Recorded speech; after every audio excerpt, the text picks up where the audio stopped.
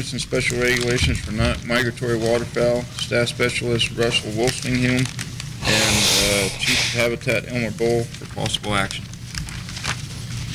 Russell Woolstenhulme with the Department of Wildlife. The first thing I'd like to do, there's some typographical errors that need to be cleared up on this regulation before the Commission chooses to move forward with it. Starting with the duck, merganser, and scaup seasons, in the northwest zone, the November 1st, 2013 date, that should be 2012. And the same with the south zone. And that same error continues through all of the seasons going through, so that needs to be, that November date should be changed to 2012.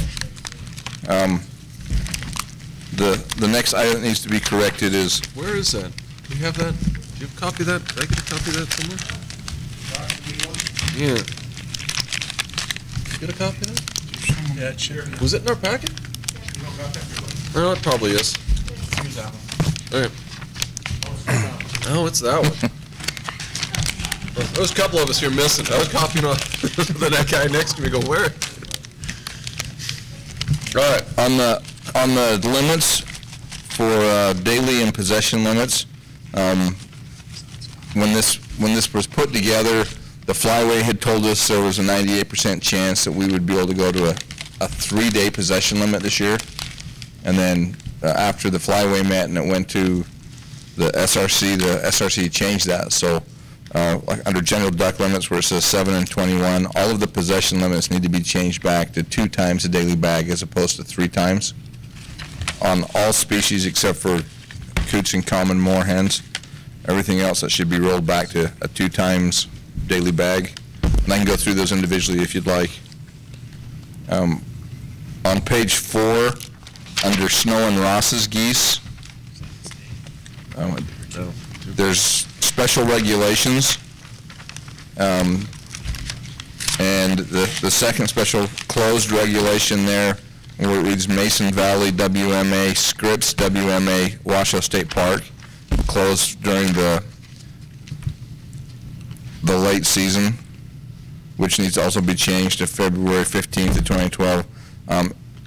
We need to add Kirch Wildlife Management Area into that area to be closed.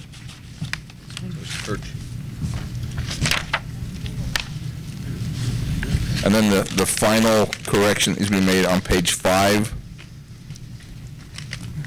Under special regulations, the paragraph that's headed deadline for the applications, the very last line, that reads Wednesday, October 1st, 2012, and that should be corrected to October 3rd of 2012. I just wanted to clean up those things before you move forward. What was that one again, Russell? Yeah, what's that? On that page 5, under the special regulations for swans, there's a paragraph that starts off deadline. The very last line of that paragraph says Wednesday, October 1st, 2012. It says 3 ST, and that needs to be changed to the 3rd. Thirst. The thirst.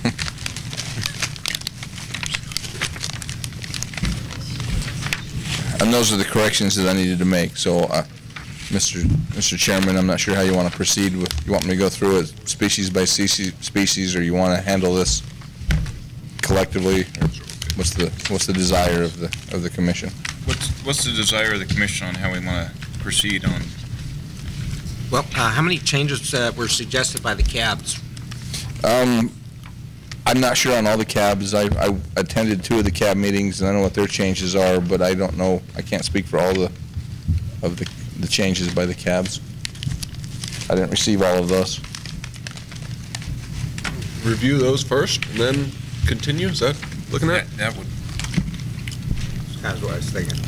Do you have the cab recommendations by chance? The ones? I do not have all of them.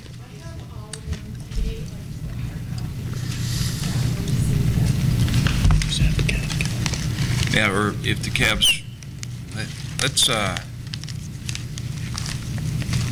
the cabs get up first, and let's try to get the cabs up first, give their recommendations, and then we'll just go through it try to get through this. Okay. Rex?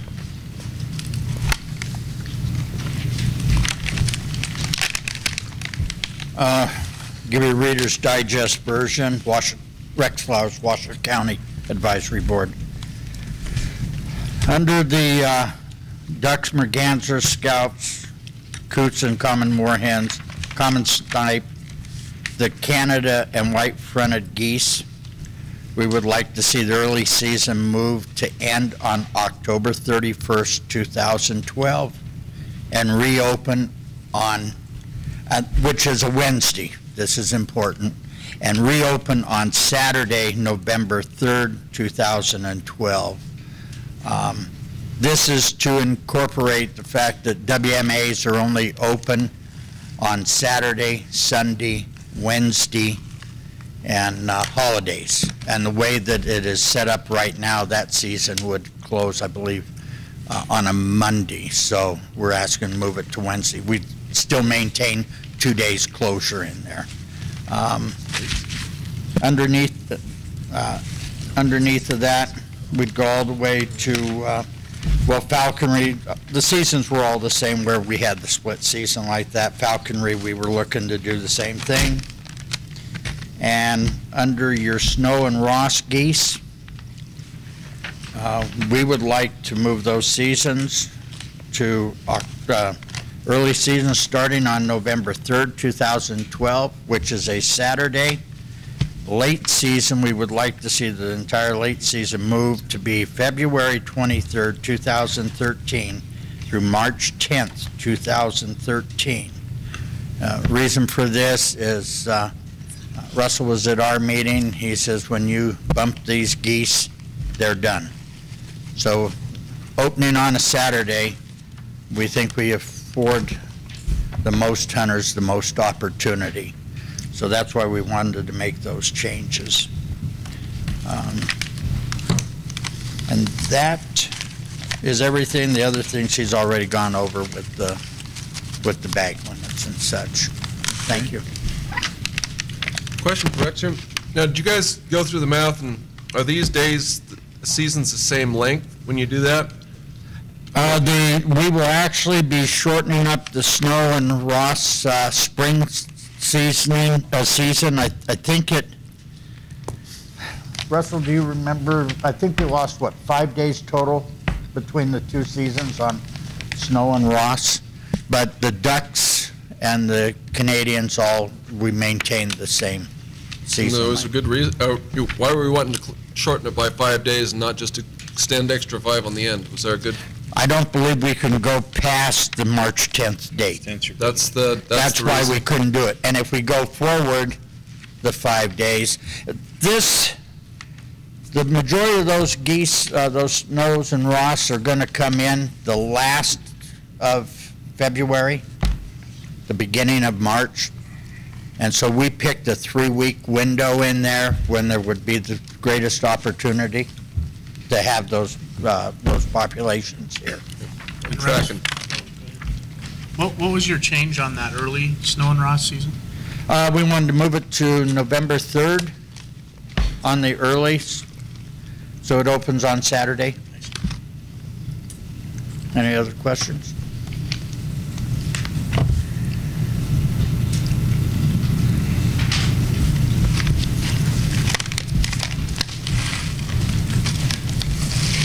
Good morning, Doug Martin with Carson Cab. We had a pretty good discussion and we had a few comments and concerns. Once it was explained that the reason we had the split season was so that we could afford a youth hunt at the beginning and the end, it was totally embraced, the split season. And the snow goose hunt, we talked about that and the opportunity because of the return and being able to hunt them in February, March. That was also totally embraced. So what the CAB did was we adopted or recommend adoption of these as written with one recommendation, and that is to move the split from the 30th and 31st, which is a Tuesday and Wednesday, to the 1st and 2nd. By doing that, you do not interrupt the wildlife management area closures. on Monday, Tuesday, Thursday, Friday, so we don't interrupt and take away one day of the wildlife management area hunt on that Wednesday.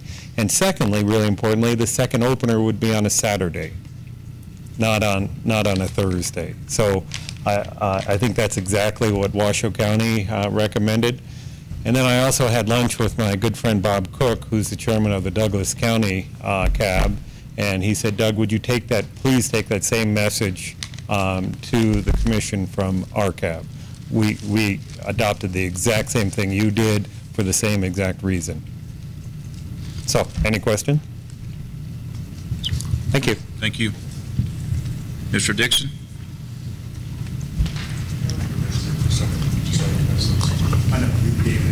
I was generous. Paul Dixon, for the record, Chairman of Clark County CAB.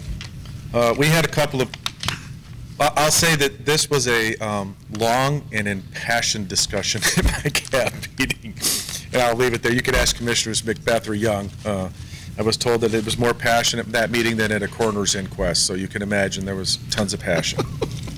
Very much passion. We had several changes that we recommended, and one of them is just underneath the youth hunt so that it's clear. Because right now when you look at the youth hunt for the southern zone, it says February 9th and 10th, and then for the Moapa portion of the Overton Wildlife Management Area, it just has October 20th. So the recommendation was, for clarity, that we add behind the southern zone on that one the words to include the Moapa Valley portion of the Overton Wildlife Management Area to let people know that the youth hunt in Moapa occurs on the 20th of October, but it also occurs on the end. Since we've called out that separately there, it's just it's a repeat thing, but it's to make it clear to the general public that there really is a before and after season youth hunt at Overton. First change. Now, the next change really came around the fact that we have, and these are all taking into account all the changes that Russell mentioned to you in the beginning, all the date changes and all the other editorial corrections. We're going to talk about is that for the seasons and bag limits, Clark didn't have any general issues other than when it comes to the southern zone, there was a lot of discussion about, and I mean a lot of discussion about whether if when duck season opens, when goose season opens, and or geese seasons open, and whether or not people, because of the Moapa Valley portion was different than the southern zone, that people that weren't in the Overton area, basically the geese were getting whacked in all other areas of Clark County and Lincoln County. By the time you got the opener at Overton, the geese were spooked and were flying high, and people were sky busted and a whole bunch of things. So we asked Russell, well, is there a way to do things where we can have Clark County different? And he said, well, we already have our zones picked. And, well, in speaking to Russell here, I had sent in recommendations, and I'll make a slight modification of those recommendations here because it really does fall in line with exactly what was discussed at the meeting, but we didn't think was an option, which is the southern zone can stay with the dates that you have, but rather than call it the Moapa Valley portion of the Overton Wildlife Management Area, we would call it the Clark County area of the southern zone, meaning that Clark County would be different than Lincoln County in the southern zone. So the southern zone is composed of Lincoln and Clark. That way, Key-Pittman can have the dates that you guys have recommended, but Clark would go with a opening date for goose and duck of November 3rd. Does that make sense, Commissioner Macbeth or Commissioner Young, with what I've just said? And so rather than calling it the Moapa Valley portion for all the other seasons, you just call it Clark County, and that gets around a lot of the issues that were discussed at that meeting by the public, in my viewpoint, since we can't create another zone. And that's... Can I ask a question? Rob, are you following this from a law enforcement perspective? It might make common sense, but where does the wildlife area fall within Clark County? I mean, when we start saying Moapa Valley, but what I don't want to happen is we take some action here that all of a sudden eliminates the wildlife refuge because we didn't pay attention to where the county line goes through. Is it enforceable? So, come on up, Rob. Well, county line goes right through the Mojave Desert, and there's, so. Okay, so we're going to be. Yeah, I think. Cool? There's no. I don't believe it's anywhere near. We're cool. Yeah. Yeah, we should be good there. Just history-wise, we've run into problems over the years with the language and how we've written it. with well intentions, and then all these issues come up. So I think now, working with Russell and everybody's cognizant of the issues we've had over the years. I think we've got it pretty much drilled down, hopefully. Okay. So we can use that language, and it's not going to create a problem for hunters. Because, the problem I had is we had the southern zone, had an early and then season and then November season. And the problem with opening up, why we always had the Overton thing opening later, is because of the heat and the tremendous vegetation growth. And so if you're opening everywhere except for Overton, all around all the little pots and pools, the ducks and everything get spooked. And so we were trying to get even up. My issue wasn't that. It's that when we changed this last time, we forgot the Moapa Valley part of it. It was a mess to try to fix the regulation so that people can hunt. So I just want to make sure that we use the right terminology. And since we can't add another zone, just splitting Clark and Lincoln counties in the southern zone for how we do it special regulation here, I think actually resolves a whole, and I didn't think of that at the meeting, and neither did Russell. We were just talking about that. Question. So I thought I would give that there. Just a clarification of what you're asking. You're asking for every place in here where it says Moapa Valley portion of Overton Wildlife Management Area to just say Clark County portion of the southern zone in all the different species. All the different species, absolutely. That's one to. Okay. And we'll come back to the hunter reservation system later, but that's for the seasons and bag limits piece. Thank you. All right. Any Jim?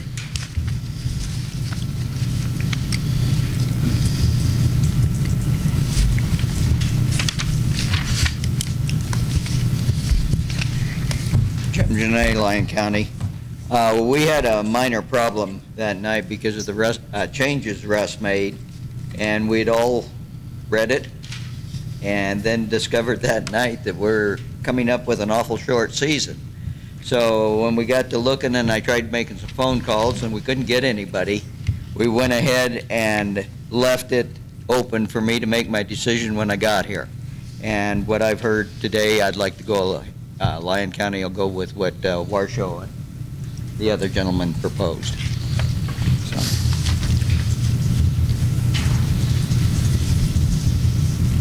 Any other county advisory boards? Okay. I'll bring it back to the commission, and I'm trying to figure out the best way to go about this. We had a bunch of typographical stuff. We could take a motion to get rid of the typographical stuff and then go species by species. And did we ask for public comment or just cab comment? okay, well, that was cab comment. Public comment, go ahead. Trying to keep us out of jail, man. Trying to keep us out of jail. Chris, you were going to represent Waterfowl as well as yourself? Or? I'll be clear, I filled out 2 cards too. So this moment, Fish and Wildlife Service, Chris Nicolai, Fish and Wildlife Service. Just comment on the snow Ross goose season.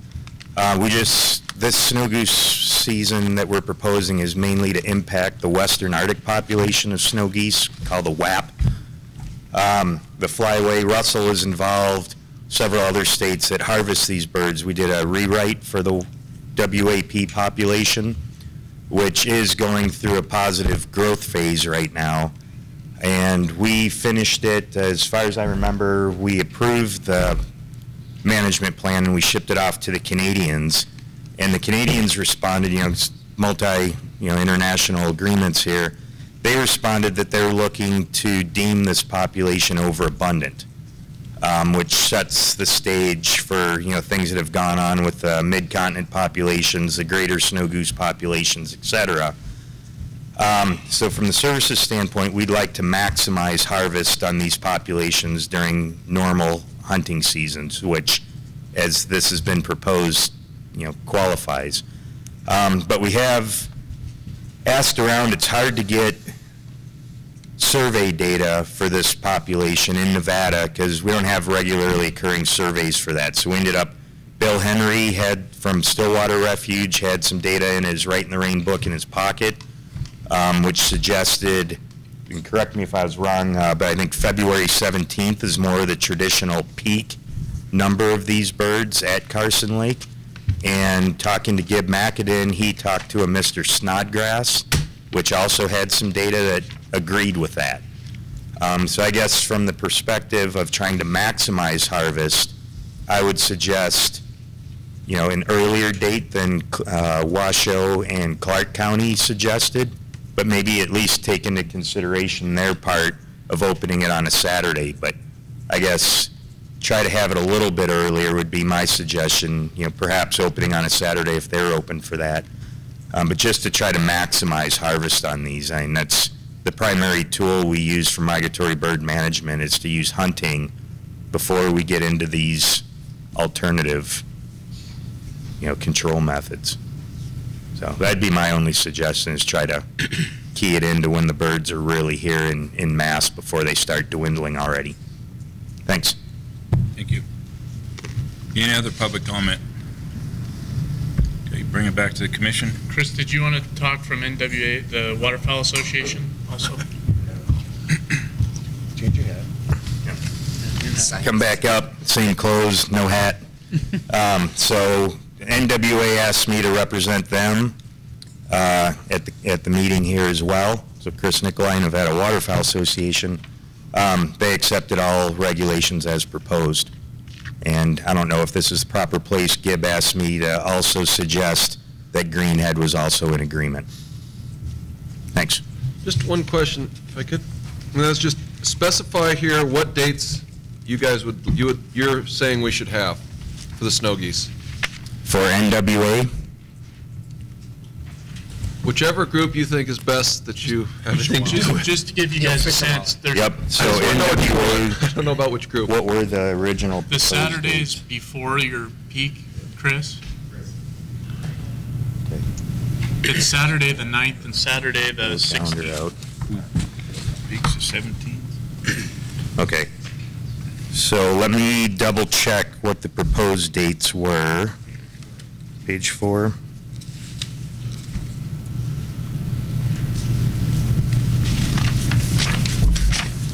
Proposed was February 15th to March 3rd.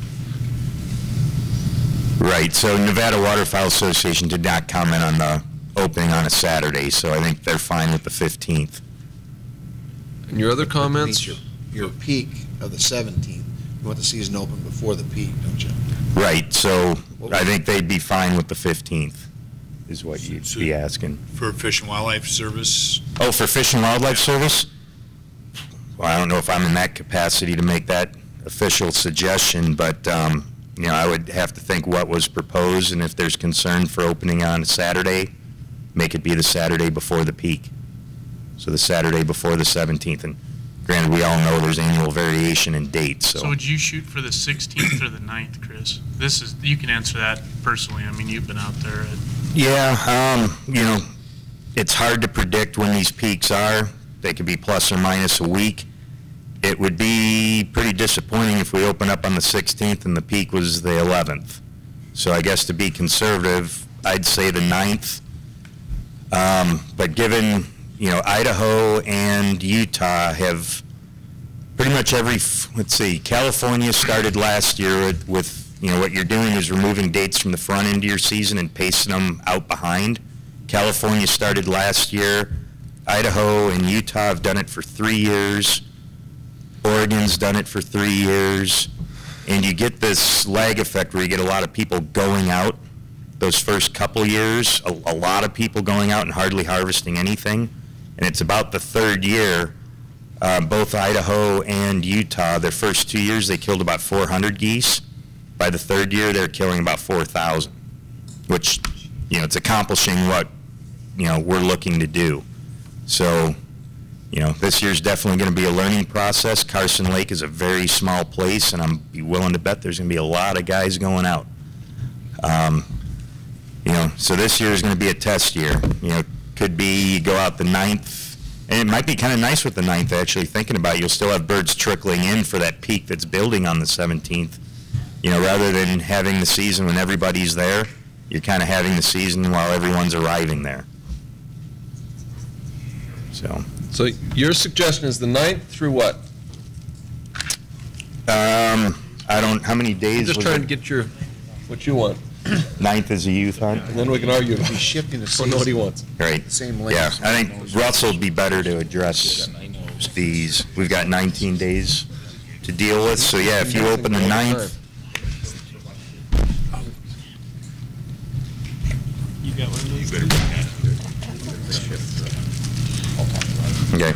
So yeah, so Russell mentioned there's 19 days available for that late season. So if you open on the 9th, that would close on the 27th, it looks like, by my math. And could, Commissioner. thank you. Could you comment on the other suggestions we've had for a later date in the season? What was your perception of the 23rd through the 10th of March, as opposed to the 9th to the 27th of February? I think the 9th through 27th would optimize the amount of birds killed.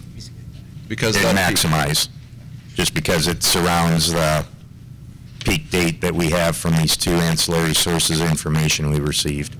I need to call you before I go hunting. What's that? My day, I need to call you before I ever go hunting, because I'm always off there at some other weird day. Okay. No, and it's lucky, you know, we had these independent sources of data came up and they agreed, so it's kind of nice somebody was out there counting The only birds. point I'll make on the 9th, and this might be where Doug's going, is that's the youth day at the end of the season. So I guess my question is, for you waterfowl guys in the audience, does it make sense to move the snow goose day to the 9th and the youth season to February 2nd, or leave the youth day and keep the snow goose day back? I'll let you guys talk. Yeah.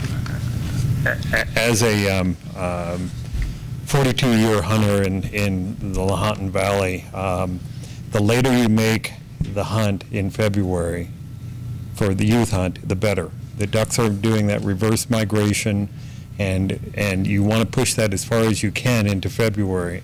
And I certainly don't want to have the snow goose circus, as he's describing, on the same day that you're having a youth hunt. So, you know, just from my perspective, Jeremy, keep the youth hunt at the 9th, and then start the next Saturday for the goose hunt. So, but I'm glad you caught that what you were talking about was having that goose hunt and the youth hunt on the same day. Thank you. Doug Martin for the record again. Yeah, that'd be bad. We need to ask Doug and Rex. Okay, any other public comment? Now I'll bring it back to the commission.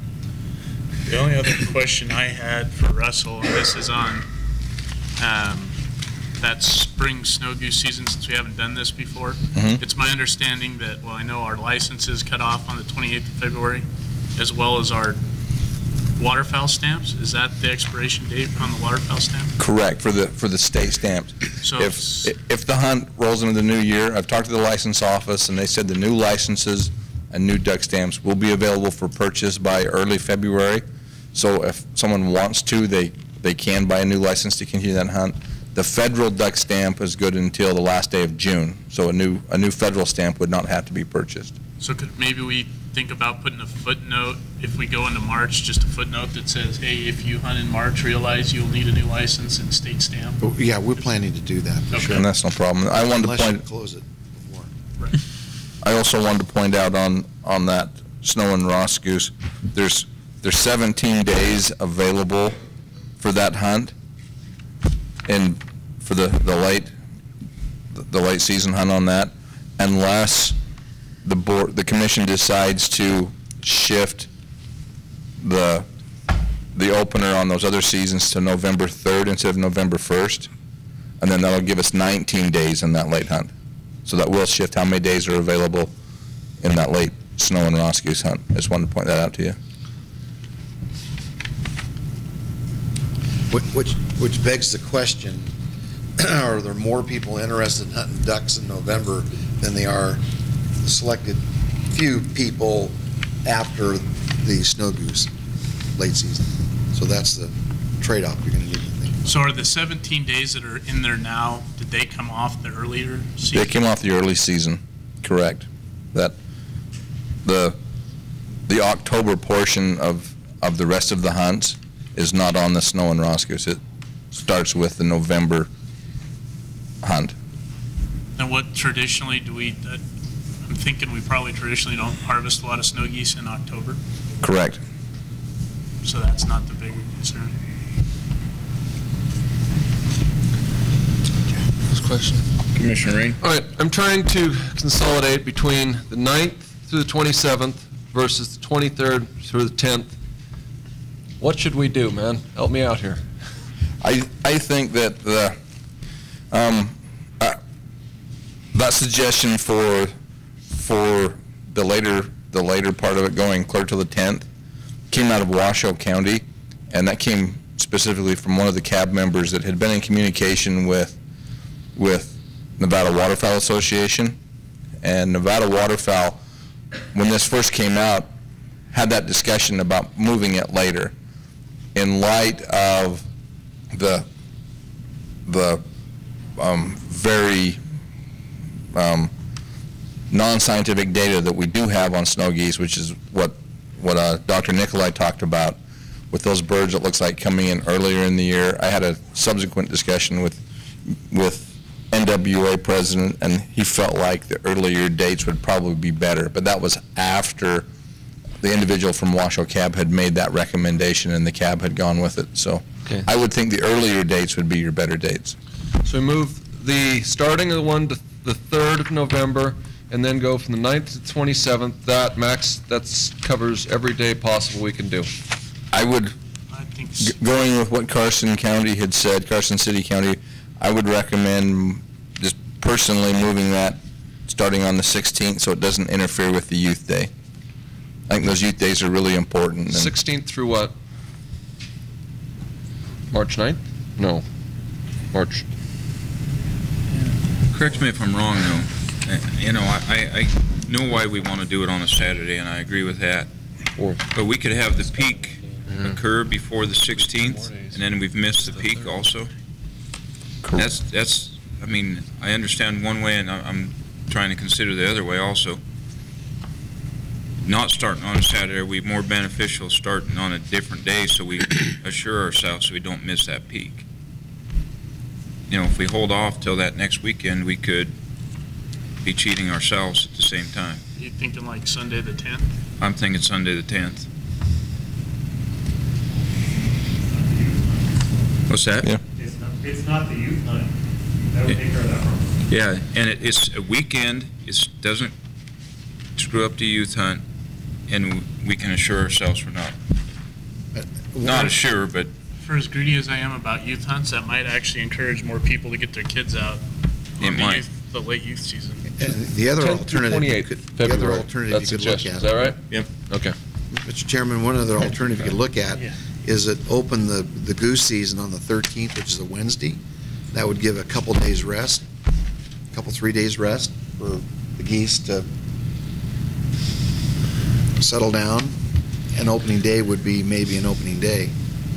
Because if you hunt, they're obviously the youth days on the 9th. You open up the goose season on the 10th. It's like hunting a Sunday.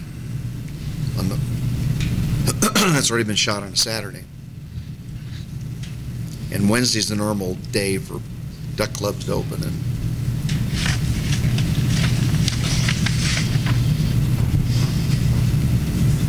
And I'd like to know what what's your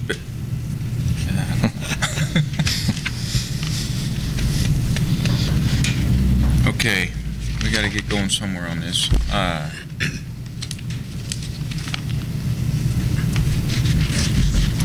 We do have all the typos we need to clean up, so can we get those off the table now? If we can get a motion to take. I move that anything we refer to incorporates all of the typos that were explained to us by Mr. Woolstenhulme at the beginning of this discussion. They're incorporated into the original document. I have a motion by Commissioner Range, second by Commissioner Drew. All those in favor say aye. Aye. All opposed? Motion passes unanimously. Okay, let's, let me steal your stuff here. Yeah, we'll follow you, go down through it,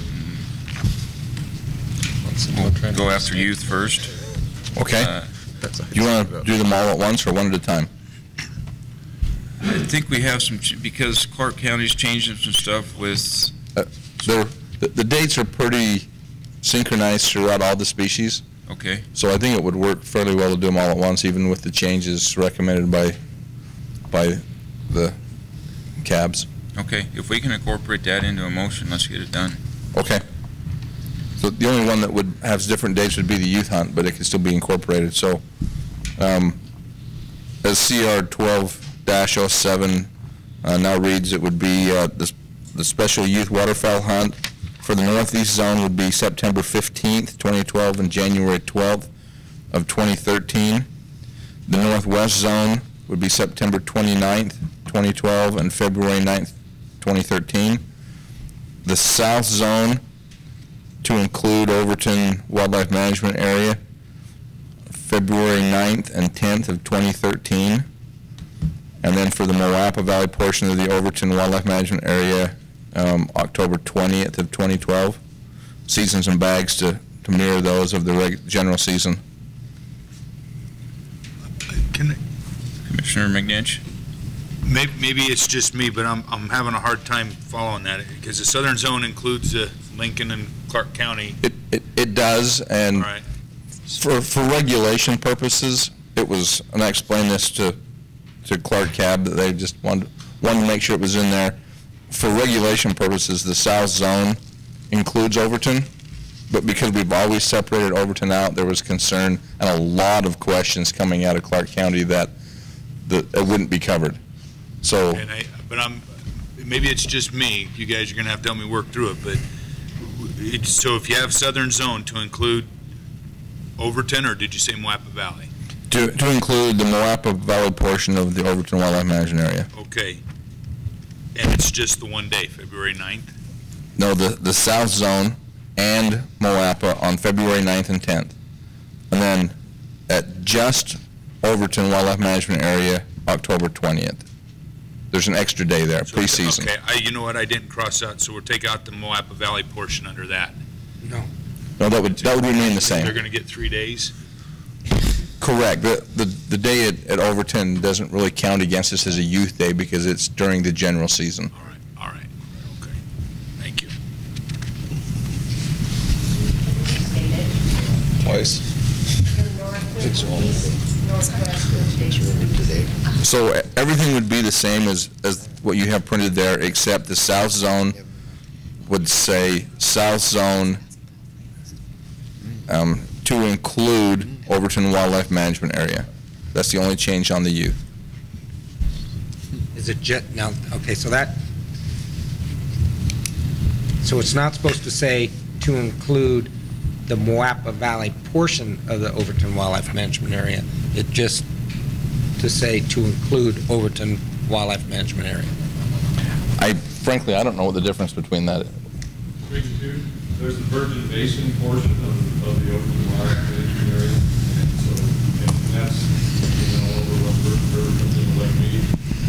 Most of the hunting occurs on the Moapa Valley portion of the Overton. So should that read the Moapa Valley portion of Overton? Yeah. Okay. So then it would read just like the line directly below the south zone.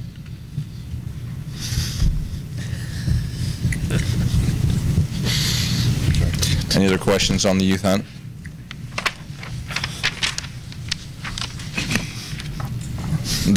On the next season of ducks, mergansers, and scaup, and I'm not sure if the commission wanted to adopt the date shift on the closed portion of that season.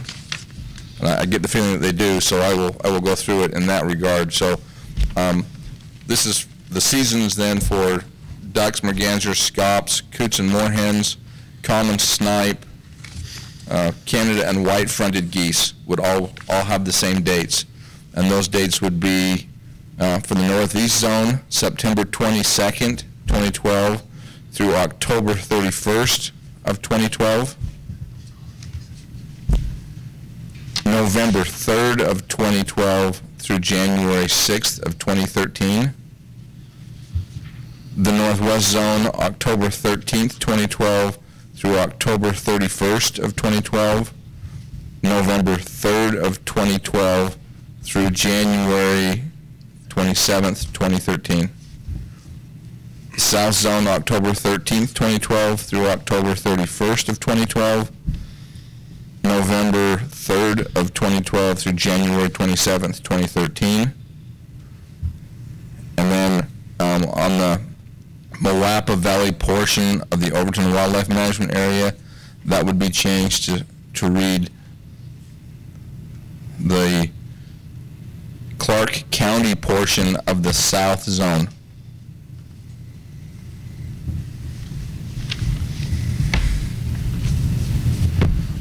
And those dates would remain November 3rd, 2012 through January 27th, 2013.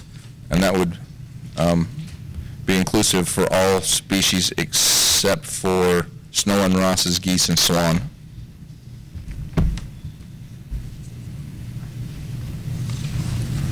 And we took care of the possession limit fix with Commissioner Rain's original motion. Correct. All the possession limits should be changed to 2 times daily bag on all those, as approved by the commission. Okay, just, Commissioner Macbeth. excuse me. Thank you, Chairman Rob. I just want to make sure that that's not confusing. So we have under the South Zone the dates that you mentioned with the changes. And so in effect, that's just Lincoln County, right? Correct. And then we have the Clark County portion of the South Zone. So do we need to put anything up on that line for the South Zone that excludes, or is everybody happy that they understand this? That, if it so pleases the commission, that could read for the, rather than the South Zone, it could read South Zone Lincoln County portion. Yeah, and the next one Lincoln could, County portion of the South Zone. Yeah, and the next one could be the Clark County portion of the South Zone. But if, I guess the question I have is if we do it at this point, the motion is November 3rd to January 27th for both, right? So can't we just say the whole South Zone? Or did I miss something? No, because the Clark County does not want to have the season on the October 13th through October 31st. Yeah, but they don't want to open up that wildlife management area and start flooding those fields and have the weed growth, and so they are specifically excluding. So you're correct as to the November 3rd through January 27th portion, but it's the first part that Clark County wants to exclude. It might be cleaner to do it in reverse. Yeah, that was my, Yeah, and just, and say that the Lincoln County portion of the South Zone has the October 13th through October 31st date, and then the South Zone would be open November 3rd through January 27th. That's the key right there.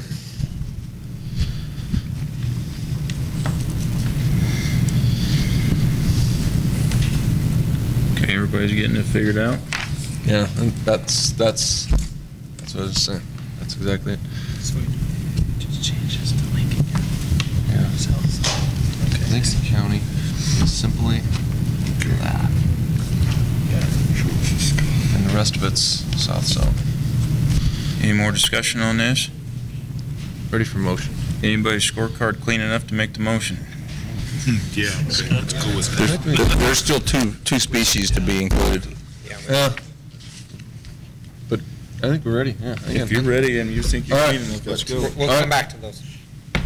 Move that under to approve the ducks, mergansers, and scaup season Northeast Zone, September 22nd, 2012 to October 31st, 2012, November 3rd, 2012 through January 6th, 2013. Northwest Zone, October 13th, 2012 to October 31st, 2012. November 3rd, 2013, January 27th, 2013. Wait. No, no. 2012. What did I say? November 3rd? That's one of the It's one of the typos. Oops. November 3rd, 12. Yep. Okay, November 3rd, 2012 through January 27th, 2013. Thank you. Southern Zone, November 3rd, 2012 through January 27th, 2013. Lincoln County portion of Southern Zone, October 13th, 2012 through October 29th, 2012. 31st. 31st. What did I say? Oh, 31st. Yeah, I didn't scratch that out. October 31st, 2012. Rest of it as previously corrected.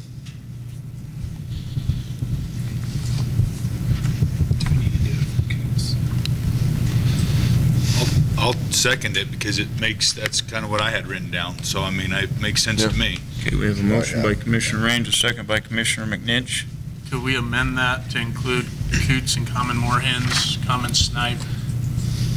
And can we include Canada and white front at this point? Yes, and falconry. Yeah, I'm good with that. Yeah, let's include all, we can include all those.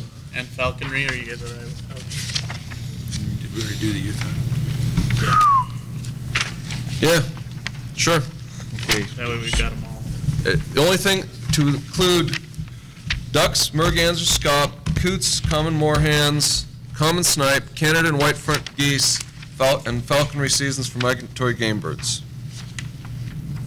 Not to include snow and snow geese and Ross geese. I'm good with that. Okay, that was the Okay, so motion. we've changed the motion. I'm good. Second's good with that. Is everybody clear with where we're at? Should be Southern Zone. Any more discussion? I'll call for the vote. All those in favor say aye. Aye. All opposed? Motion passes unanimously. Okay, now, Did we make a motion on the youth hunt? No, we didn't. Okay. okay, we need a motion. Do we know? Okay, because that was getting caught up with the Snow and Ross's goose discussion. Is that right? All right. So we could probably clean those up at the same time, it seems like. Okay. So, Don't look at me right away. who's got a clean scorecard now? Somebody else. I guess I'll try. So I'd make a motion to approve the special youth waterfowl hunt of CR 1207 as written, with the exception of open areas, Southern Zone, to include the language, to include the Moapa Valley portion of Overton WMA. That's it. Okay, second. We have a motion and a second on the special youth hunt. Any more discussion? Yeah, before we move forward, now we're not going to get too far ahead of ourselves for the goose stuff. All right. Okay.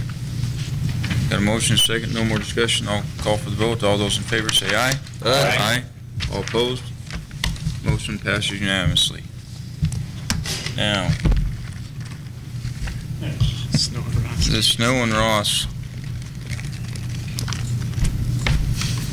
Who's got that one?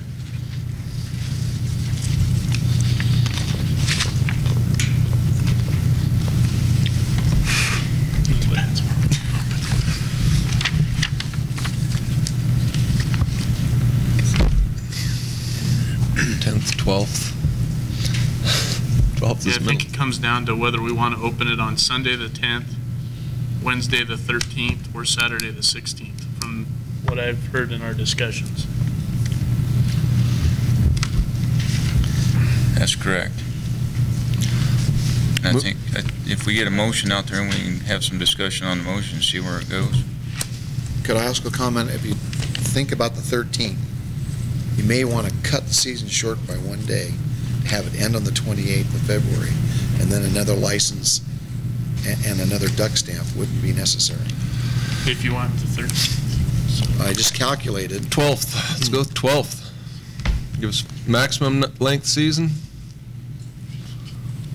Now you don't have to cut it off?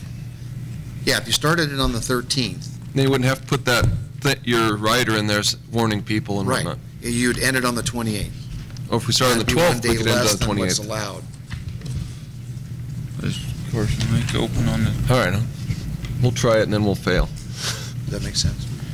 Yeah, Or if you opened it on the 10th, you'd still end on the 28th, right? Correct. But you'd have a Sunday opener right Yeah. after the youth thing. and you might get, I like to say, I know what you're saying about Birds. the youth stirring stuff up, but I'm looking at maybe a combination have a family outing on a weekend, and I think a family outing is more important. That's my opinion. Yeah, frankly, from an agency perspective, I'd rather not have to put a footnote. Oh, by the way, need to buy another license in another Yeah, town. I agree with The hassle for, I'm- one or 2 or 3 days. It's, Yeah. I'm ready to make a motion. Jeremy's, All right, I would make a motion to approve the Snow and Ross Geese portion of CR 1207 for season dates to include for each zone. Maybe I wasn't ready for this. November 1st through January 6th. Third? Third? November 3rd through January 6th for each zone. For the Northwest Zone, February 10th through February 28th. And also to include, which I think is already covered, but just in case, that Kirk's WMA is closed. Yeah. For that, for the February seasons. Actually, it'd be all closures for the same season dates. Wasn't that included Yeah, the first, in the original? Wasn't that one of his, That was one of the original ones, yeah. it was the original instructions, so that's already covered. We just need to make sure the dates mirror the new dates. Jeremy, if you don't mind, that language for the Moapa Valley, that portion only for me, and the dates, so clear. So it's consistent? Okay, I'm going to retract my motion for just a minute so we get this right. Give it to Bill. He's got it covered. I just wanted to point out that when the Northwest Zone and the South Zone have different ending dates on the early season than the Northeast You're Zone. gonna have to do them each separately. Yeah, so make sure you do those separately. And if you go with those dates, the Moapa Valley portion can be taken out entirely because it's going to have the same dates as the South Zone. So it could just be the South Zone. Because it'll be the 3rd to the 27th for the whole South Zone. Is that what you're at? Scratch the whole works. All right, so let's try this again. So I'd make a motion for the Snow and Ross Goose portion of CR 1207 to include season dates for the Northeast Zone of November 3rd, 2012 to January 6th, 2013. February 10th, 2013 to February 28th, 2013. Northwest Zone, November 3rd, 2012 to January 27th, 2013. February 10th, 2013 to February 28th, 2013. South Zone, November 3rd, 2012 to January 27th, 2013. And special regulations, closed Mason Valley, Scripps, Washoe State Park, Kirch during February 10th to February 28th, 2013 season. You might want to specifically strike the, you just said Southern Zone, you just strike the Moapa Valley portion of Overton Wildlife Management Area, Right. It would just read Southern Zone. Right. just with that clarification. And Russell, just one other question on our limits there. We have 10 and 30. Do we need to change that, or is the 3 times possession That was corrected by the first motion. just sort of? Second. okay, we've got a motion and a second. Any more discussion? Staff up to where we're at, everybody good? Okay, I'll call for the vote. All in favor, say aye. Aye. All opposed? Motion passes unanimously. The final season to be addressed is the swan season. Open areas Churchill, Lyon, and Persian counties. Season dates of October 13th, 2012 through January 6th of 2013. Limits of 1 swan per hunt permit, maximum 2 swan hunt permits per season with 1 swan per day. This doesn't have the closed 2 days in it. I had a discussion with the Fish and Wildlife Service, and we could add those days in. It's not considered a split in this case. It'd just be a closure. But if you wanted to close it those 2 same days, that would be allowable, or you could keep it the way that it is. Okay, any discussion on that? I'll call for a motion.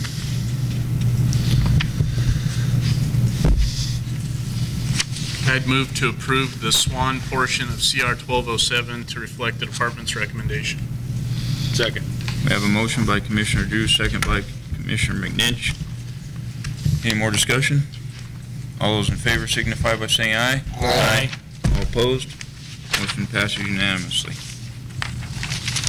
I did make a note that next year, we'll get things on a PowerPoint, we'll project it, and we'll do the Mike Cox version of, that would help, I think. Yeah. Are they going to send Russell a PowerPoint for us? Yeah, no, he knows it. No. And You can hit him. Commissioner Macbeth? Chairman Rob, I would also recommend that the department also do the same thing with regard to the cab changes and comments, so we can efficiently go through that as well. Good point. Yeah, I think, we need to recognize that cab comment in this particular area for, seasons and quotas is one of their statutory obligations, and so I'd just like to have that all in front of us right when we do it. Okay. Yes, Commissioner, or Mr. Nicolai.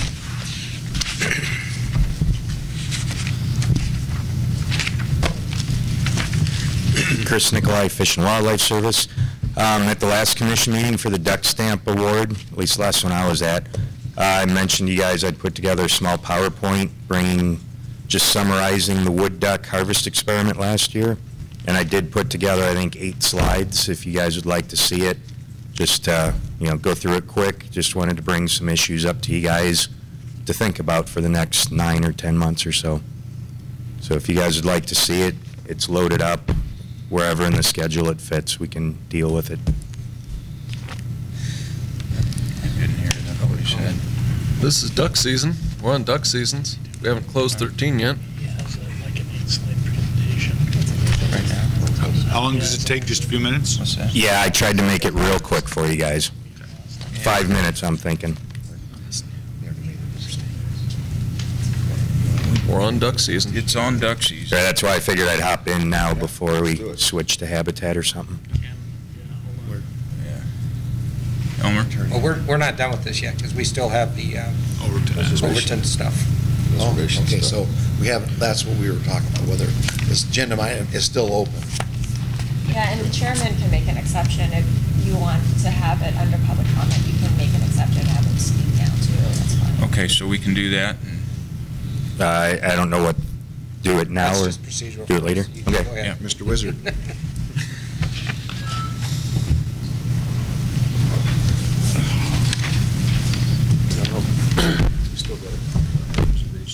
Yes, that's fine. Yeah, we just can't get off this agenda item until we do. That's part of this.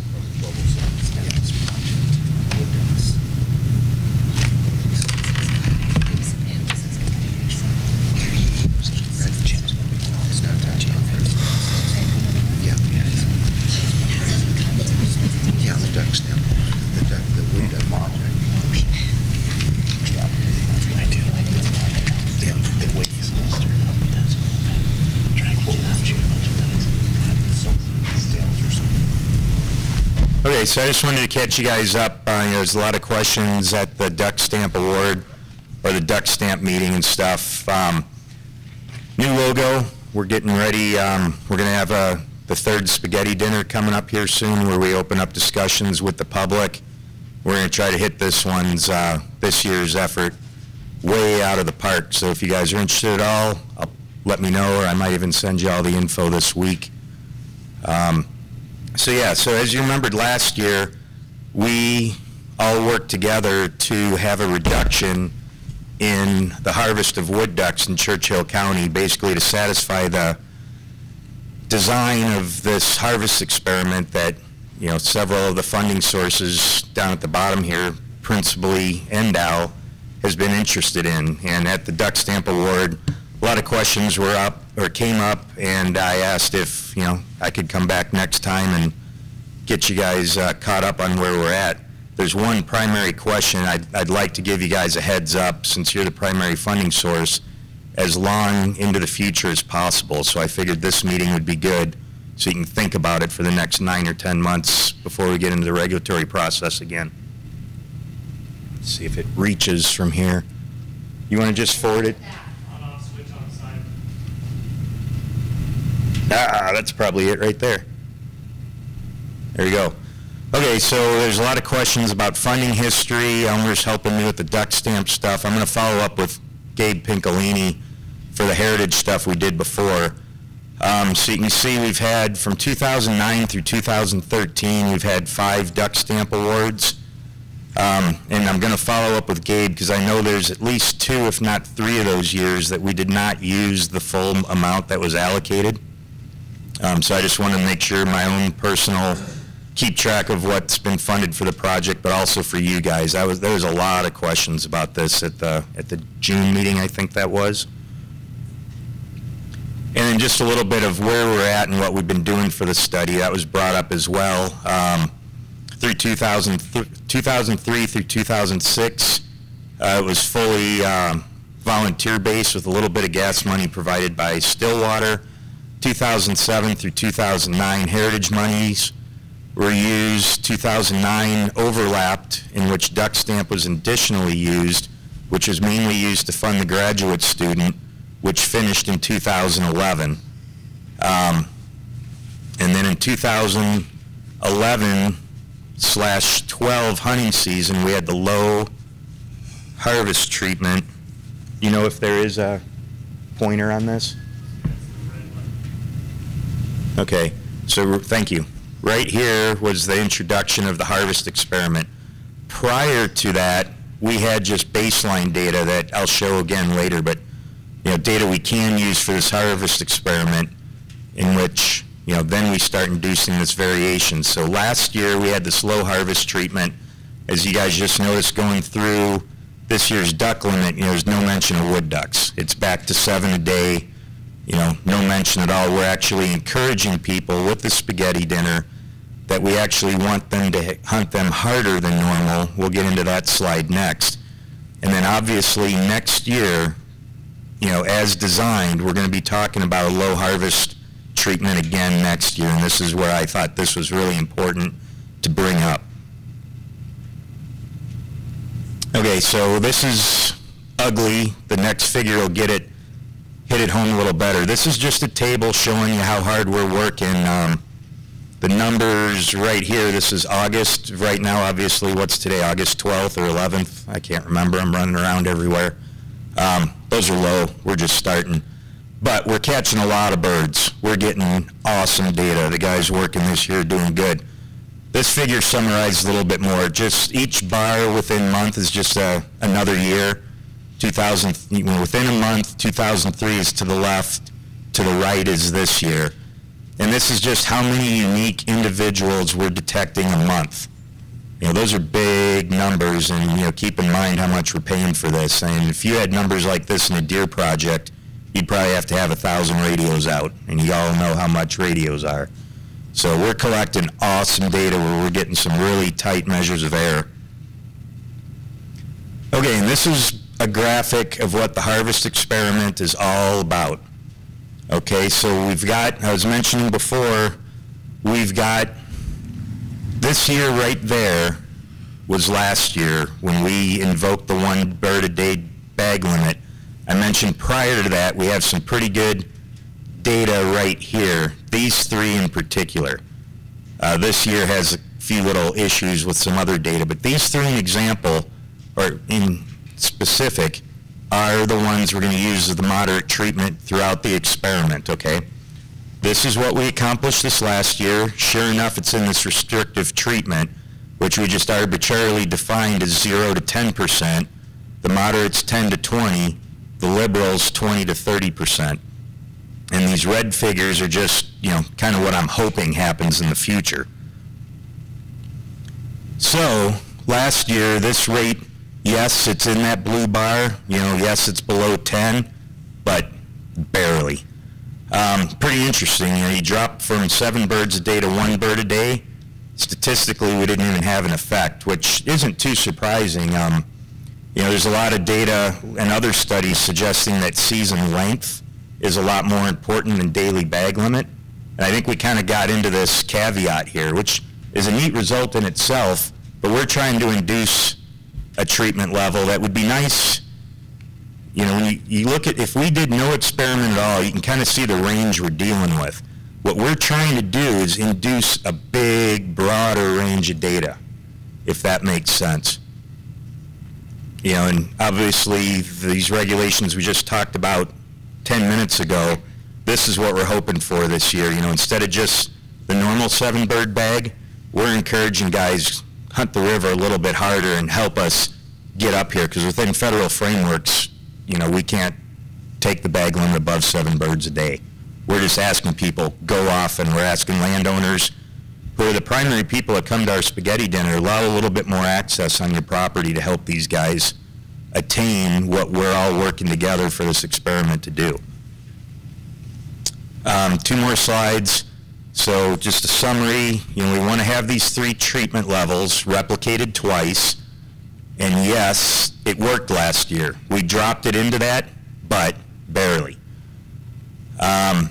Obviously this season's not in, we didn't have to discuss wood ducks at all today, which I think we'll all appreciate. But I'm here today to at least open the discussion so that people think about it. I can come back anytime.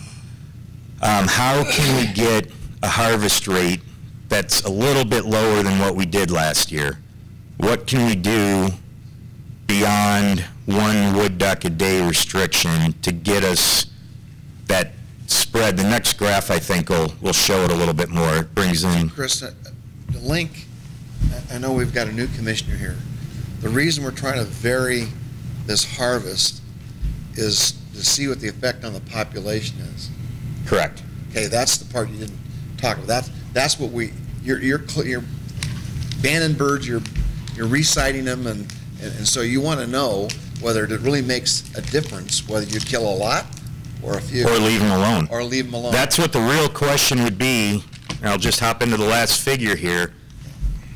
These blue bars are the ones we did in the 3 years prior to last year. So if we didn't induce variation from left to right, that's about as much spread as you can normally get. By these harvest regs, by talking to you guys and dropping harvest farther to this left, we're widening that variation to the left. By asking hunters and landowners to cooperate to really whack them, we can expand it to the right. So I'll hold this here so a little more safe. So instead of variation that goes from here to here, you guys are funding and we're all discussing to broaden that from here to here. Does that make sense?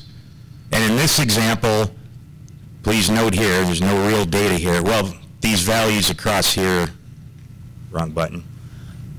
For an example, as Ken mentioned, we're banding these birds, we're reciting these birds, we're doing a billion things to these birds. Come out and see sometime. But we can estimate almost every demographic rate in this population just from what we're doing right now.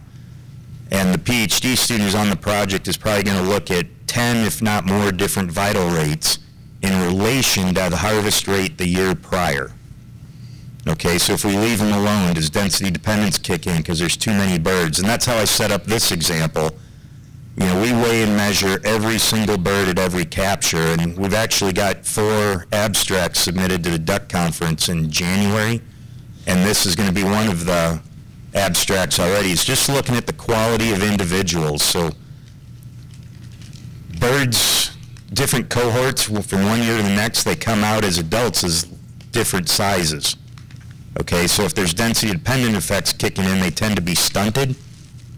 And so you can see here, if we have this variation in harvest rate, we can actually get a positive relationship that if we shoot more of them, the resulting ducklings the next year are actually higher quality. Okay, higher quality birds tend to breed at a younger age, lay more eggs, you're more successful, whatever. This is a neat trade-off right here. And as I mentioned, just an example of why we're trying to broaden this amount of variation. So in a nutshell, the reason I'm here today is instead of this high, low treatment value we got last year, relatively high, next year how can we get something that's a little bit further left? And I just want you guys to think about it, and I'd be open for discussions. It's probably something I'm going to try to bring up at the spaghetti information dinner we do September 8th in Fallon. So I'm trying to get the ball rolling so this isn't something that we're all just smacked with a year from now at the same meeting. So thanks for your time, and any questions I'd be happy to address. So I had one, Chris. My question would be, are you planning at your update to kind of ask the hunters and the landowners what they might be thinking in terms of trying to move that bar further to the left? Right, just what are you guys up for? Your shorter seasons. Yep, shorter. Obviously, we can't go any lower with the limit of one. Right. I mean, there's closures, and there's a suite of things I'd be up for discussing. I don't want to be the pusher. I'd like this to be an open discussion, so yeah, I'll try to open it up to hunters. I mean, when we first started, this is the third year we've done these spaghetti dinners. I did them for 2 years. We did 2 of them before I even came talking to you guys last year. And I never thought these guys would allow it then, so it's quite impressive, you know, the cooperation we're getting from these hunters. I heard a little bit of whining this last year. You know, I don't think, talking with some of the law enforcement, you know, I don't think there's any violations recorded last year with this. And most of the guys were great. And before last year, I think over 50% of our wood duck harvest came from 7 guys. And they're banding ducks with us every day. Half of those guys, most of those guys are actually taking our calipers and scales with them and weighing and measuring the birds they shoot for us. You know, so it's really cooperative. So who knows what can be done, you know, for next year. I mean, how, yeah, in one extreme, we can go lower than 1, we can go to 0. You know, but, you know, personally, I don't want people to be getting tickets for a gee whiz experiment. You know, tickets for birds should be when biology is involved, is my personal opinion. So I'm up for, you know, I can't get people upset. If I get people upset, we're going to lose this cooperation. So that's where I'm trying to maintain this transparent discussions. You guys are all welcome to come. I'll shoot you an email if you want. Okay. Nothing else? Thanks for the time, guys. Thank you.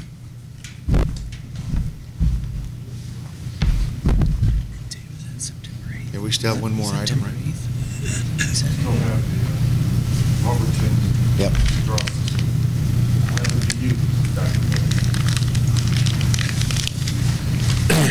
Chris Nicolai is trying to poach people that would normally come to the Mason Valley Ducks Unlimited fundraiser.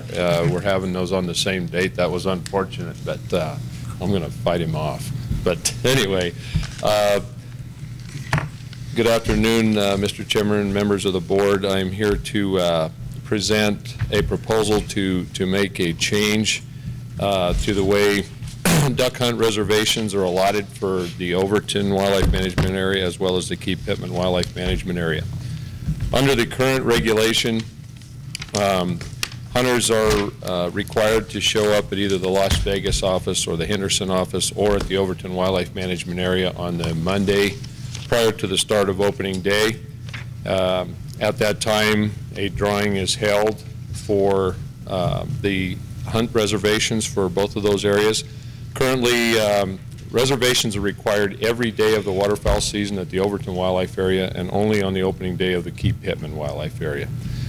But what we have experienced and we've received complaints about is the way that the drawing system is held at the Las Vegas and Henderson offices. Basically what happens there is that folks show up, there's a bucket of ping pong balls, and all of the hunters go up and pick a ping pong ball out of the area, out of the can, and then whoever draws the lowest number has a better chance of being assigned a blind. So, but what's going on there is some folks have figured out how to kind of manipulate the system a little bit, and it's made it unfair. What has happened is that, and another thing at the Overton Wildlife Area, you can apply for or seek a permit or reservation for up to 4 hunters. So what's been going on at the drawings at the Vegas and Henderson office is that 4 people will show up Not always the hunters necessarily, but usually an adult, sometimes some children and others. They'll show up, and all 4 people will pull a ping pong ball out of there, and then they'll get together and they'll pick the lowest ball out of there, and that's the one that they're going to use to go in and seek a reservation. Okay? So an individual that's showing up there only gets 1 crack at drawing a low ball. The way it's set up right now, that these 4 people get 4 chances to pull a low ball, and basically gaming the system. So it's patently unfair. Another complaint that we have received about that is that it requires that the individuals show up at one of those offices. So for some folks that are working or have a schedule that doesn't allow that, it kind of precludes them from the drawing, or if they live in an outlying area and would like to hunt at Overton, but have to drive clear into Vegas or Henderson for a chance at this drawing, it's not real fair for them. Thirdly, we've also had some complaints that because the drawing is held on the Monday before the opening day, it doesn't give unsuccessful folks an opportunity to, or much time to make a contingency plan for someplace else to hunt. So what we're proposing to do would be to do something similar to what we did with the dove hunt. And some of you folks were on the commission in February when we asked for a change in the way that the reservations were done for those, for the Overton dove hunt. What we would ask for here is that hunters submit paper applications if they're interested in seeking a reservation for the first 2 days of duck season at the Overton Wildlife Area and for the opening day of the Key-Pittman Wildlife Area. Essentially what they would do, and I put an example of the application in front of each of your chairs, I believe, when we took the break. And that's a sample of what we would do. The hunters would fill that out. They would list every member of the party. It can go from 1 member all the way up to 4.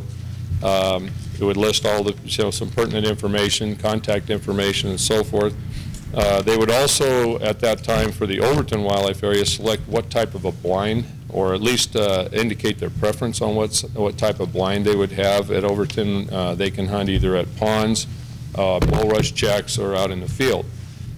So they would indicate their preference, and so this would apply to the first 2 days of the season at Overton, opening day at Key-Pittman.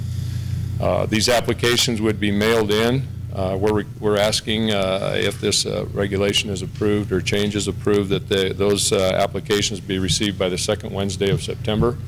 And on the 4th Wednesday of September, we would do a drawing. And at that point, successful applicants would be notified that they were received a permit. Unsuccessful folks would also be notified by mail. So that's what we're proposing to do. We feel that this process would address the issue of some gaming on the drawing system as it's held now.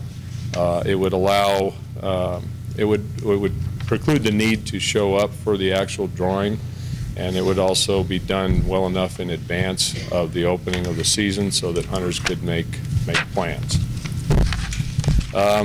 It would apply to, like I said, Overton as well as Key-Pittman. We'd have a separate application for Key-Pittman. The one that I placed in front of you was for the Overton Wildlife Area. Key-Pittman would only have 1 day on it. And we would accommodate first come, first served for no show. Correct. The morning of the hunt, there's a specific time when hunters are required to show up at the Overton Wildlife Area, and if they're not there, then they're considered a no-show, and we would have a second drawing there for folks that either didn't have a permit, or if they showed up late and missed that cutoff time, they would be in that sweat line draw.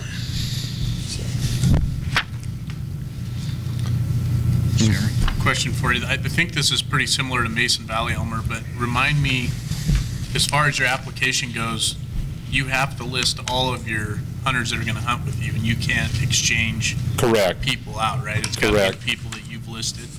Correct. That number 8 over, and I put the section of this regulation that I was going to be discussing in front of you, and number 8 over on the back states that all reservations, permits, and assigned hunting locations are non-transferable.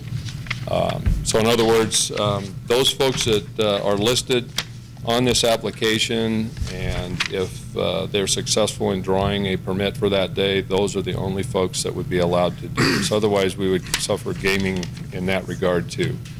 If we started to allow substitutions, we'd have individuals submitting applications with bogus names or folks they know are not going to hunt, and then they would do substitutions later. So I can't sign up as party leader on one application and number 3 on another application? No. That's kind of what you're trying to limit.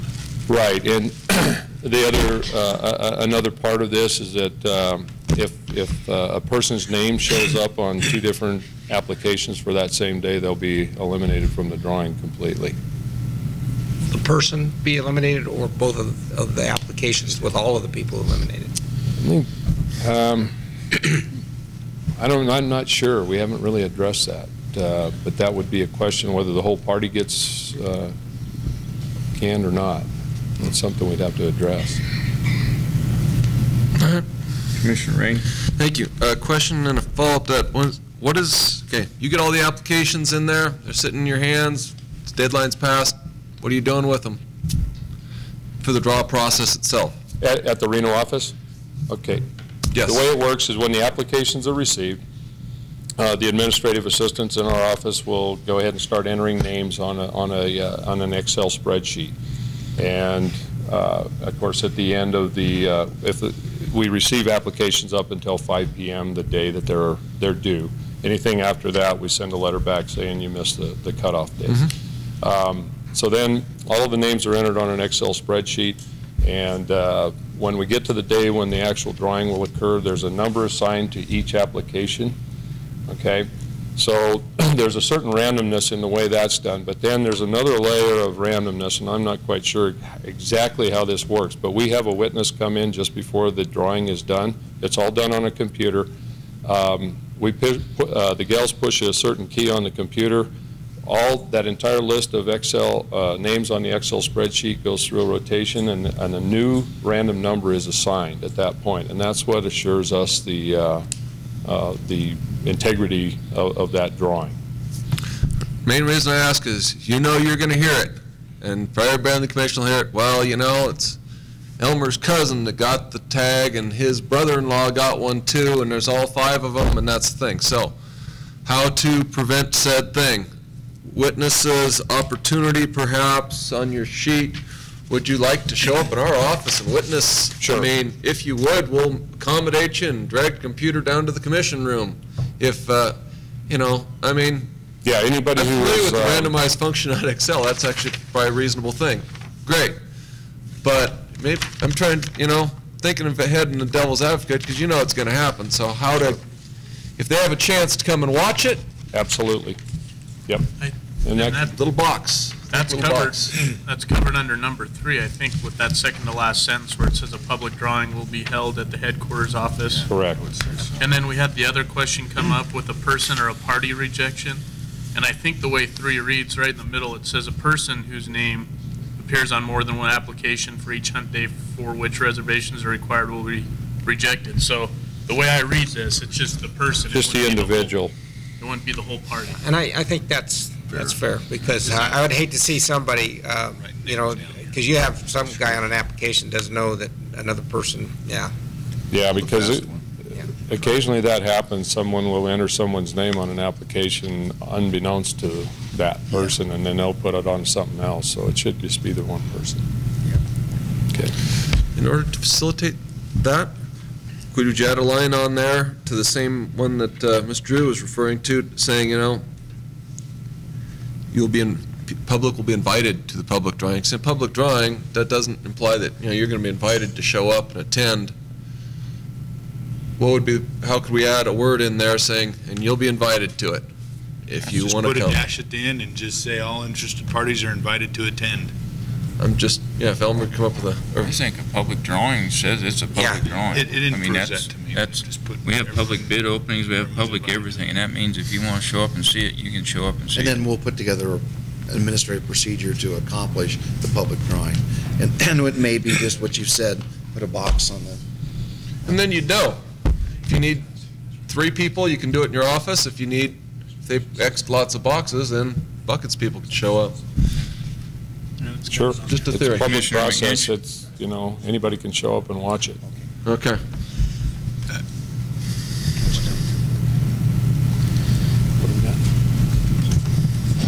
So we need to deal with that. Then there's another regulation you need to approve. Motion. Commissioner McGinch? So Elmer, my question is, and I hope I didn't just miss it, how many people are involved with this draw? How many folks are we talking about? How many folks? Yeah, how many, There's, I think there's 60 positions or 60 hunting spots available. okay, Okay. So but how many people put in for it? I don't know.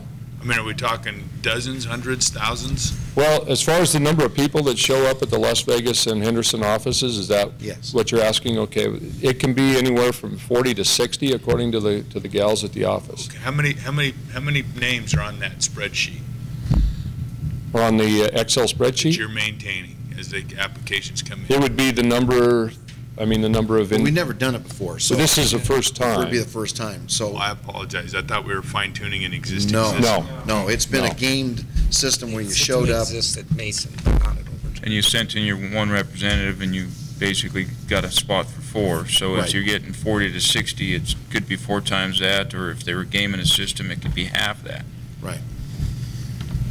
Oh, wow. Yes, sir. Out-of-state residents, or out-of-state hunters, how does it work for them in this process? They can go ahead and apply with, And how many spots do they get? there's no quote on out-of-state hunters, no. And that's a good point. We were talking, we need to find out how many of those we actually do get. We may need to regulate that if it's overwhelming, but I wouldn't expect it. Okay, so I'm going to go back to it. So maybe I phrased the question. There's a number of people that are being denied opportunities to go in. Correct. Do we have an idea how many people that is? I don't have that, Dave. I don't have, And the reason I bring it up is that we're, and I appreciate the fact that we're trying to put something in place to resolve an issue, because number one, it needs to be fair, and there's not a lot of ways of handling it. But I guess where I'm headed here is that we've got people that put in for licenses and applications and in a hunt system, and maybe if we're talking hundreds and hundreds of people are putting in for this, and we've got 60 that are getting in, and we got 1,000 that are being denied, maybe we need to consider talking to Don and asking what's it going to take to put a box into the system so that they can choose that they want to be part of a draw system. You see where I'm headed with this? Computerizing or standardizing it. That requires them to have a license in the state, which this doesn't right now. You're suggesting that the process go through Don's office? Yeah. With, Well, there's a cost, we're going to be able to I do this understand. internally. That's why, if we're talking 100 people here, obviously it's, but if we're talking thousands of people, because I don't know how many we have, maybe we're headed more towards, that discussion and sometime in the near future. You see. I don't think we really know until we do it. But there's a number of folks that are being turned back now. yeah, Because the limitations have been there, and I guess I just thought we might have an idea how many folks that weren't getting in. No, I don't have that. But, listening to the two ladies, one at the Henderson office, one at Las Vegas, they'll have anywhere from 40 to 60 people show up at each place, so that will give us a little bit of an idea. If there's 60 spots open at the, reservations or spots, then there's a fair number of folks that aren't getting drawn. We can keep track of that easily after we try this, if it's approved. My last question, I promise. And this should be for Director.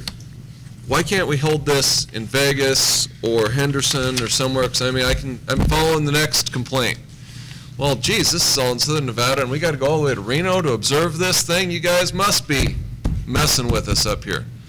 Is there one of those offices they could mail it up to Reno? Can't they do the drawing down there so that those people could show up much easier? Well, I guess we could look at that. We have better staffing at the Reno offices. I'm just... Be careful.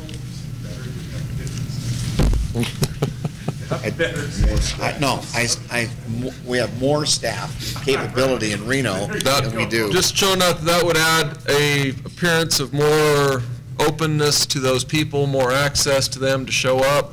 Because I do know that there's an extreme level of passion about these particular locations.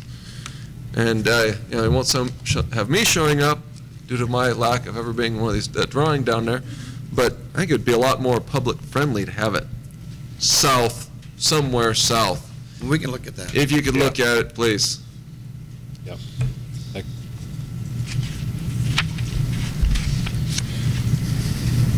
Okay.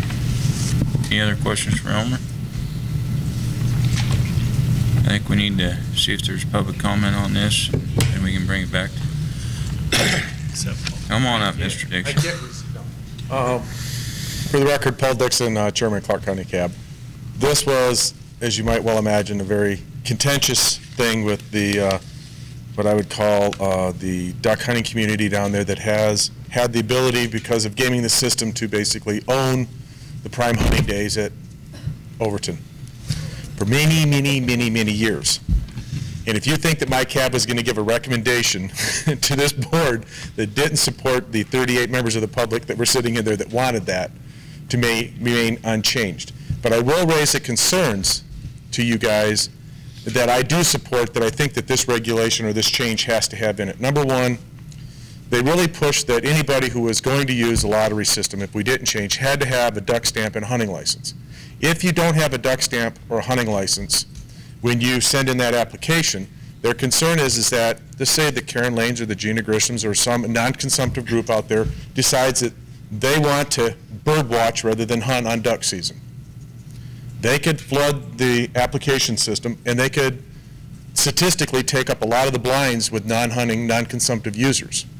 So in order to apply for that, and that's where I liked you were headed, Dave, is if they did it as part of the hunt application system, that's one thing, because then it's guaranteed that they have a license and a stamp.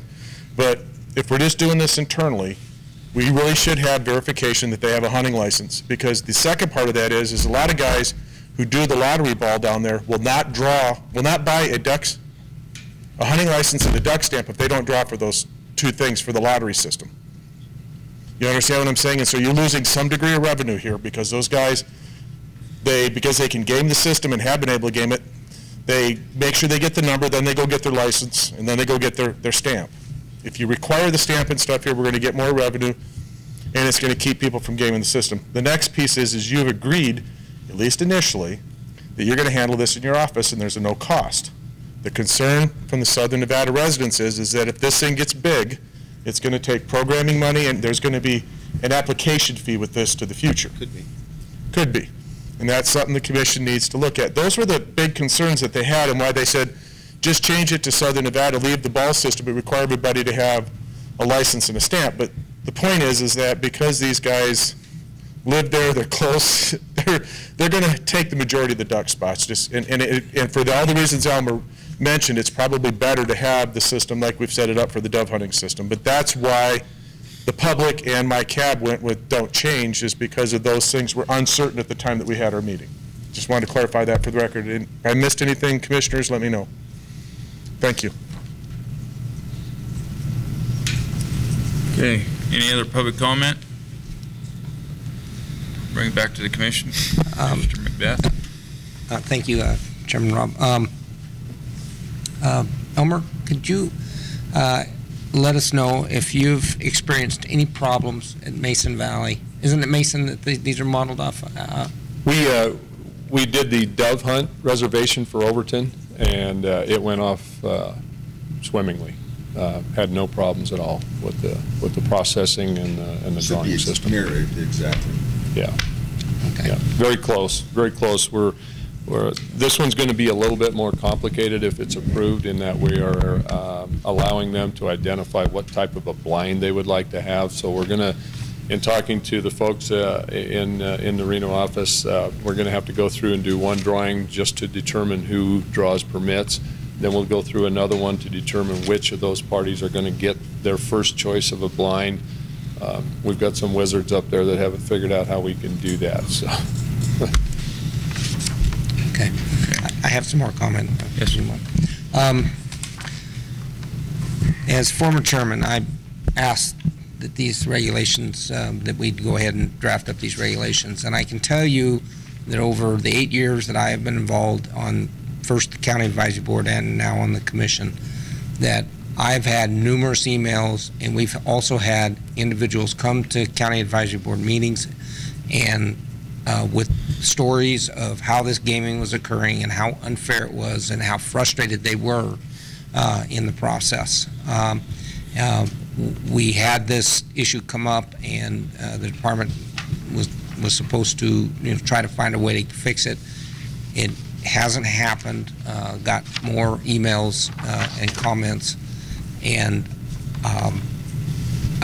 I just, first of all, this is a public facility, and everybody in the public, the hunting public should have equal access